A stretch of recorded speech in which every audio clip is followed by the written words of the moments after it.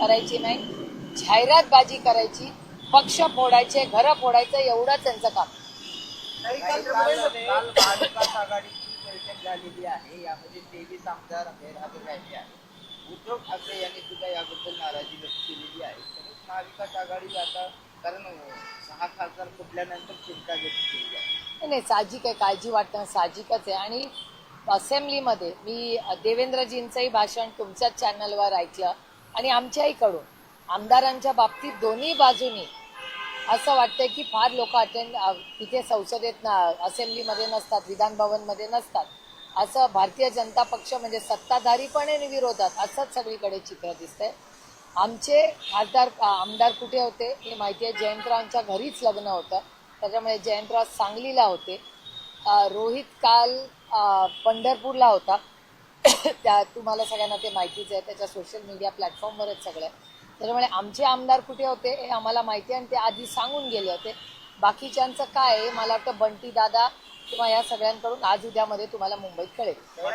आहेत ते तिथं जी जिल्हा निवडणूक होती जिल्हा बँकेची, तिथं मात्र ते महायुतीसोबत आले. म्हणजे थेटपणे ते महायुतीच्या बाजूनं लढतात. अंबादास दानवे ठाकरेंचे आमदार तिकडे ह्या खासदार फुटलेले आहेत. असं असताना पुन्हा ते महायुतीसोबत महाविकास आघाडीमध्ये जर विचारलं असं एक चित्र आहे. हे बघा, बँकेचं इलेक्शन हे सहकारचं इलेक्शन.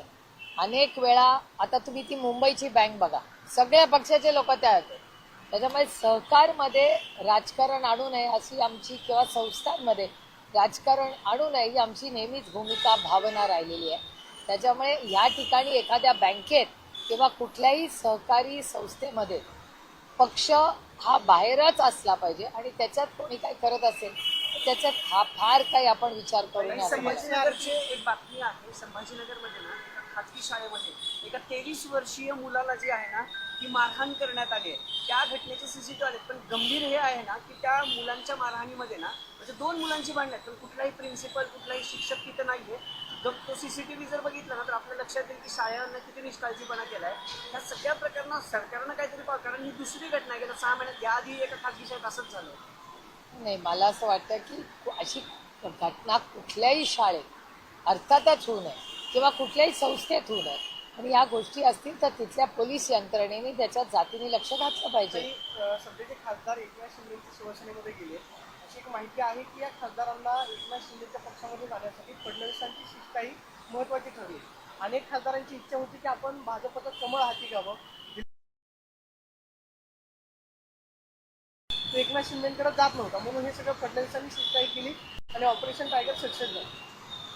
मी तुम्हाला खरं सांगू का, मला एकच ह्याच्यात असं वाटतं की या देशामधून लोकशाही ही पूर्णपणे संपुष्टात आली आहे का असं वाटतं. घरं पक्ष फोडा. आता निवडून आले, 2-2.5 वर्ष झाले, 29 मध्ये आहे ना इलेक्शन. घाई कसली. आणि एखाद्या चांगल्या बिलसाठी म्हणजे जीएसटीचं बिलाचं उदाहरण घ्या.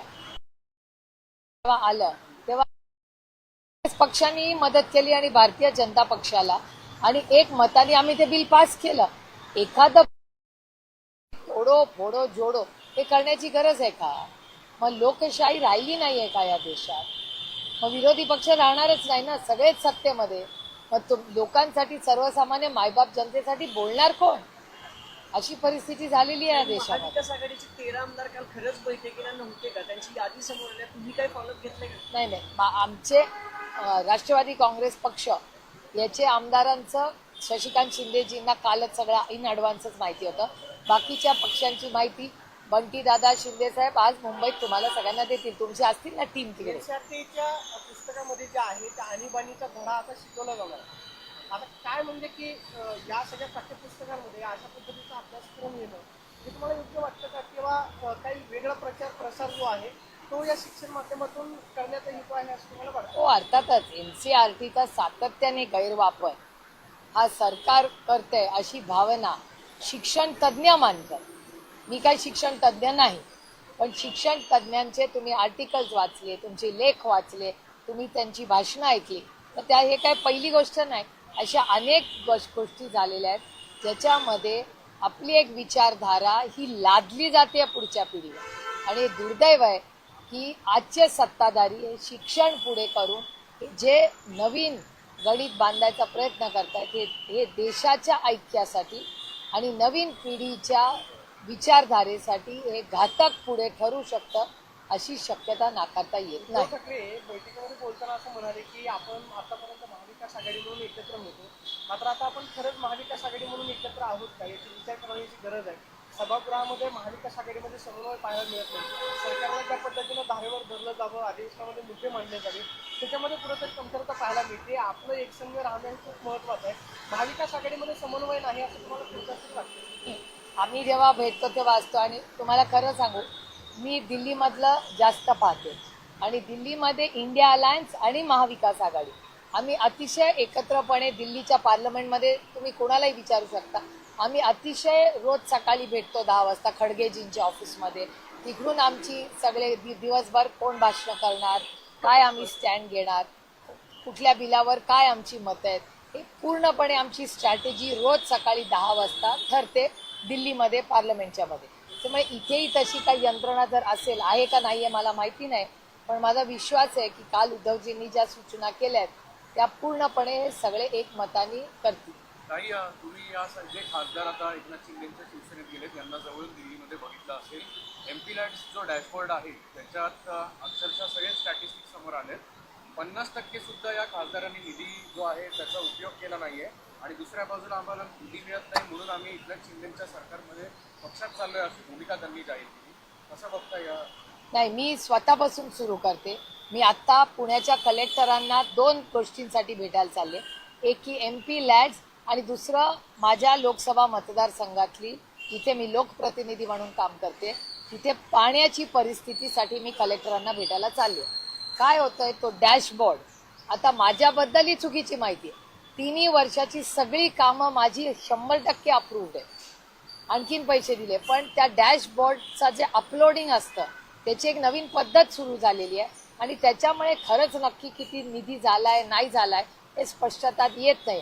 काल मी आश्चर्यचकित झाले की माझी माहिती चुकीची होती, म्हणून मी कलेक्टरांना भेटायला चालले की कशाला आमची बदनामी करताय. अपडेट केलं नाही, त्यांनी काहीच अपडेट केलं नाही आणि त्यांनी एक नवीन पद्धत, काहीतरी कागदपत्र पूर्ण झाल्याशिवाय ते अपलोड होत नाही.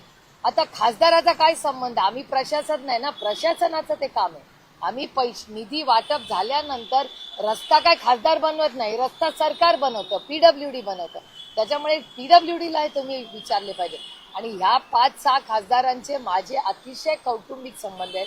आम्ही एकत्र 24 मध्ये लढलो, ताकदीने 2.5 वर्ष पार्लमेंटमध्ये काम केलं. त्यांचे काय प्रश्न आहेत, त्यांनी काय भूमिका मांडल्या आहेत हे आम्ही तुमच्याच माध्यमातून पाहिलेले आहेत. लोकसभा अध्यक्षांनी ठाकरेंना बोलवलं होतं, ठाकरे गटाच्या गटनेत्यांना, खासदारांना. हो. त्यांनी जी याचिका त्यांच्याकडे केलेली आहे की या 6 फुटेल खासदारांचा वेगळा गट स्थापन झाला, त्याला मान्यता देऊ नका. तर काल लोकसभा अध्यक्ष म्हणाले की मी कायद्याच्या बाजूने सगळा अभ्यास करून याबाबतचा निर्णय घेऊ शकतो. तर तुम्हाला काय वाटतंय, खरंच ठाकरेंच्या बाजूने निर्णय घेतील? मी तुम्हाला खरं सांगू का, मी भोगलंय सगळं. उद्धवजी म्हणजे शिवसेना आणि आम्ही election commission to supreme court, तारीख पे तारीख, हे आम्ही पण भोगलंय ना. त्याच्यामुळे मला काय कुणाला न्याय मिळेल याची फारशी काय मला अपेक्षा नाही. कारण का मी आहे ना, मी हे सोसलंय ना सगळं. ज्या चुकीच्या पद्धतीने आदरणीय पवार साहेबांचा ज्यांनी पक्ष स्थापन केला, त्या आदरणीय पवार साहेबांना कुठलीही कागदपत्र नसताना पक्षाचा अध्यक्ष म्हणून काढून टाकला. आता ह्याच्यापेक्षा जास्त काय बोलणार आपण. काही संजय राऊतांनी ना एक पत्र लिहिले मुंबईच्या की जे दिना पाटील आहेत त्यांनी वक्तव्य केलं होतं की माझ्या नादाला घरात घुसून मारून टाकली, बंदुकीचा इशारा केला होता. त्यानंतर म्हणले की आंदोलन केलं तर बॉम्ब फोडीन घरात, त्यांच्यावर नियुक्तीचा गुन्हा दाखल करा असं संजय राऊतांची पत्राद्वारे मागणी आहे. खासदारांनी असं वक्तव्य करणं कितपत योग्य वाटतं? असं खासदार नाही, कोणीच नाही करायला पाहिजे. ही लोकशाही आहे. तुमच्या मनात काही मतभेद असतील, मनभेद असतील तर त्याला एक बोलायची पद्धत आहे. पण ज्या पद्धतीने हे आलंय हे धक्कादायक आहे आणि हे सुसंस्कृत महाराष्ट्राला शोभणारं नाही. तुमच्या पण पक्षाचे 4 खासदार संपर्कात आहेत. अजित पवारांच्या राष्ट्रवादी काँग्रेस पक्षासोबत अशा चर्चा मध्यंतरी झालेल्या होत्या. आसाराम सुद्धा असं म्हणाले होते की 5 खासदार येणार आहेत. कोण म्हणलं होतं? बाबा आसाराम. मला माहिती नाही बाबा. बाबा आत्रामांना माझ्यापेक्षा जास्त माहिती आहे. घडू नये यासाठी आता तुम्ही स्वतः काय? असं काही घडू नयेचा विषय नाही. आम्ही 8 खासदार कालही एकत्र होतो, आजही आणि उद्या आहे. आणि बाबा आत्रामांकडे 5 खासदार कोण आहेत ह्याची माहिती असेल तर त्यांनी नाव सांगावं. एवढं काय, जर येणारच असतील 5 बाबा आत्रामांकडे तर बाबा आत्रामांनी 5 नावं सांगावी कुठले 5 आहेत. मी त्यांच्याबरोबर कुठेही बसायला चर्चेला तयार आहे. मग बाबा आत्राम मला का घेत नाहीयेत, मला का सोडतायत? बाबा आत्रामांनी माझ्याशी पण बोलावं. 5 कशाला, 8च्या 8 येऊ. बीडमधलं जे प्रकरण आहे झुले हत्या प्रकरणामध्ये तुमच्या पक्षाचे खासदार बजरंग सोनवणे यांच्या मुलावरचे आरोप जे आहे ते करण्यात येत आहेत. या सगळ्या प्रकरणामध्ये काय तथ्य आहे असं तुम्हाला वाटतं? काय संबंध हो, मला सांगा. राजकीय हेतूनं आरोप करण्यात येत आहेत. अर्थातच राजकीय हेतू. बजरंग आप्पा सोनवणे हे अतिशय कर्तृत्ववान खासदार आहेत. त्यांचा पार्लमेंटरी परफॉर्मन्स हा अतिशय उत्तम आहे आणि त्यांच्यावर हे राजकीय षडयंत्र त्यांच्यावर आणि त्यांच्या कुटुंबावर करण्याचं पाप हे कोणीतरी करते. नाही, रोहित पवारांनी शेतकरी कर्जमाफीच्या अटीविषयी जे आहे ते आंदोलन केलं. आता 29 तारखेला परत आंदोलन करावं लागते. पावसाळी अधिवेशनात याच्यात काही ठोस चर्चा होताना दिसत नाही. सत्ताधारी तर करतच नाही, विरोधकांकडून सुद्धा हे प्रश्न विधिमंडळात मांडणं अपेक्षित असताना काल माननीय जयंत पाटील साहेब ह्याच्यावर सविस्तर परवा रात्री बोललेले आहे. आणि 29 तारखेला संभाजीनगरला रोहित आंदोलन करतोय, त्या आंदोलनाला मीही जाणार आहे 29 संभाजीनगरला. पण हे दुर्दैव आहे की शेतकऱ्यांच्या बाबतीत, महिलांच्या बाबतीत, जो शोषित आहे, जो वंचित आहे, जो पीडित आहे त्याच्याबद्दल अतिशय असंवेदनशील हे सरकार आहे. या सरकार आणि ज्या घटना झालेल्या आहेत, म्हणजे आता मध्य प्रदेशमधला भ्रष्टाचार बघा, और अयोध्येपासून उज्जैनपर्यंत ज्या श्रद्धास्थानामध्ये भ्रष्टाचार भारतीय जनता पक्षाचे मुख्यमंत्री करत असतील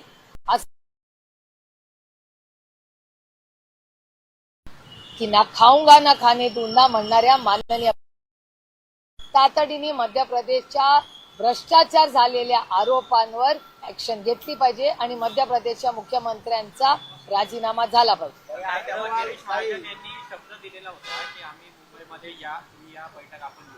अजूनही ती बैठक झालेली नाही आणि त्याच अटीवर खरं तर रोहित पवारांनी त्यांचं उपोषण मागे घेतलं. तेच आता आम्ही त्याचा फॉलोअप करतोय. माननीय जयंत पाटील पण आज मुंबईला आलेले आहेत, ते आज हाऊसमध्ये या गोष्टींवर बोलणार. काही राम मंदिरासाठी चांदीच्या विटा गोळ्या केलेल्या होत्या एका विशिष्ट समाजाकडून. त्या समाजाने आता पत्र दिले की त्या विटांचा काही हिशोब त्यांना भेटलेला नाही. त्याची आजची किंमत जवळपास 7 कोटी आहे, त्यावेळेस ती 2 कोटी रुपये होती. आणि हे सगळे प्रश्न संसदेमध्ये अयोध्या ते उज्जैन आमच्या श्रद्धास्थानात जर भ्रष्टाचार होणार असेल तर आम्ही ते सहन करणार नाही. संसदेमध्ये महाविकास आघाडी, इंडिया अलायन्स या सगळ्या गोष्टींवर आम्ही प्रश्नचिन्ह आणि चर्चासत्र आणि उत्तर हे सत्ताधाऱ्यांना द्यावं लागेल. ये हमारी अपेक्षा है कि हमारी बेटी को न्याय मिलना चाहिए और उसको फांसी की शिक्षा होनी चाहिए. एनसीईआरटी ने पहली बार कक्षा 9 की पाठ्यपुस्तक में आपातकाल पर एक अध्याय मुझे कुछ आश्चर्य नहीं लग रहा है. दुख की बात है कि शिक्षा और पढ़ाई में आज राजनीति लाई.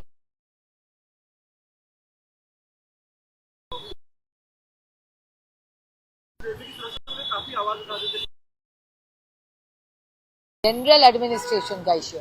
पूना सिटी में डिस्ट्रिक्ट में क्राइम बढ़ रहा है और डेटा कह रहा है, ये मैं नहीं कह रही. हर चैनल को रोज देखिए आप, वर्तमान आप न्यूज़पेपर पढ़िए, आपको पता चलेगा कि पूना डिस्ट्रिक्ट और पूना सिटी में उससे भी ज्यादा क्राइम बहुत बढ़ रहा है.